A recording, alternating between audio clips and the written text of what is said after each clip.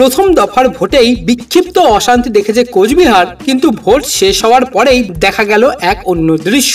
Booth থেকে EVM strong রুমে পৌঁছানোর আগেই বিজয় মিছিল শুরু করলো বিজেপি, যা দেখে অবাক জনতার প্রশ্ন, গণনার আগেই ফল।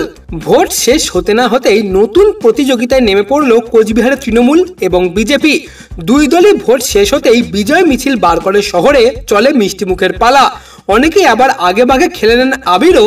সব মিলিয়ে গণনার আগেই জয়ের দাবি করে বিজয় মিছিলে মেতে উঠেছে বিজেপি এবং তৃণমূল। এদিন জেলা কার্যালয়ের সামনে বিজেপি সমর্থকেরা ঢাকঢোল পিটিয়ে আতশবাজি পুড়িয়ে মিষ্টিমুখ করে বিজয় উৎসব পালন করে। অন্যদিকে আবার কোচবিহারের পাশাপাশি জলপাইগুড়ি এবং আলিপুর দুয়ারেও আগাম বিজয় মিছিল করে তৃণমূল। অন্যদিকে আবার ভোটের দিন থেকেই উত্তপ্ত হয়ে উঠেছিল কোচবিহার। তুফানগঞ্জের বারোকোদালি 1 নম্বর গ্রাম পঞ্চায়েতের হরিরহাটে তৃণমূল অস্থায়ী নির্বাচনী কার্যালয় কার্যত ভেঙে উড়িয়ে দিল বিজেপি আশ্রিত দুষ্কৃতীরা। অস্থায়ী নির্বাচনী কার্যালয়ে ভাঙচুরের পর তা আগুন ধরিয়ে দেওয়া হয়েছে, এমনটাই অভিযোগ উঠেছে। ঘটনাকে কেন্দ্র করে শুক্রবার সকাল থেকে উত্তেজনা ছড়িয়েছিল এলাকায়, যদিও সমস্ত অভিযোগ অস্বীকার করেছে গেরুয়া শিবির।